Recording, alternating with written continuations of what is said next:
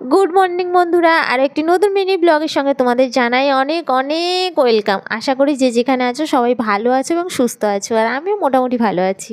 আজকে মিনি ব্লগটা একেবারে সকাল থেকে শুরু করে দিয়েছি, আশা করছি তোমাদের ভালো লাগবে। তো প্লিজ পুরো ভিডিওটাতে সঙ্গে থাকবে।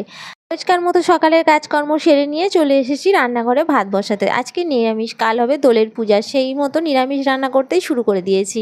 আর আজকে করেছিলাম একটু শুক্তো আর আলু সিদ্ধ দিয়ে দিয়েছি, আর বাবার জন্য করেছিলাম একটু ডিমের ঝালুনি। তো আর নিরামিষ খাবে না। আর আমার লক্ষ্মীমন্ত কর্তামশাই দেখো এখানে ওই শুক্তো আর আলু সিদ্ধ আর ঘি দিয়ে ভাত খেয়ে চলে গেছে। আর ওর টিফিনে নিয়ে গিয়েছিল এই সমস্ত জিনিসগুলো ভিজিয়ে রেখেছিলাম, একটু গোলমরিচ আর বিট লবণ দিয়ে দিয়েছি। তারপরে ছেলেকে রেডি করে নিয়ে বেরিয়ে পড়েছি স্কুলের উদ্দেশ্যে। তারপরে তো বাজার করা পড়ে থাকে, কালকে যে পূজা সেই জন্য নিয়ে নিয়েছি ফল মিষ্টি, যাবতীয় যা কিছু লাগে সব কিছু। দেখো কী কী নিয়েছিলাম, ফল মিষ্টি, আর এখানে দেখো এগুলো আমি তুলেছি, 7 রকম শাক তুলেছি।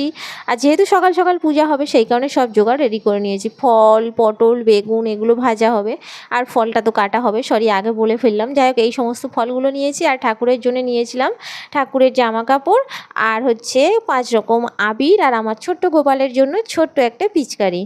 এই সমস্ত বাজারগুলো করে নিয়ে এসেছি। আর এই যে তারপরে আলপনা দিচ্ছিলাম, অনেকটা বেলা হয়ে গেছে জানো তো আজকে পূজা করতে।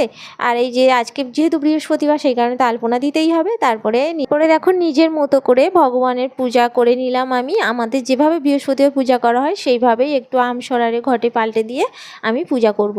আর যাই হোক কী বলো তো, কাল একেবারে 7টার সময় পূজা হবে ঠাকুরমশাই বলে দিয়েছেন, তার জন্য আজকেই আমসরারে পাল্টেছি, কালকে আর এগুলো কিছুই পাল্টাবো না।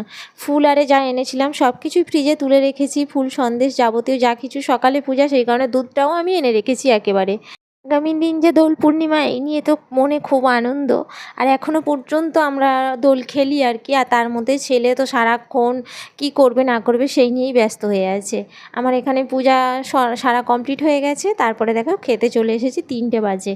আর আজকে বললাম ওই যে নিরামিষ, আমি আর এক্সট্রা করে কিছু করিনি, যেটুকু আলু সিদ্ধ ছিল আর শুক্তো দিয়ে ভাতটা খেয়ে নিয়েছি। আজকে মিনি ব্লগটা ভালো লাগলে অবশ্যই লাইক কমেন্ট করতে ভুলবে না। টাটা।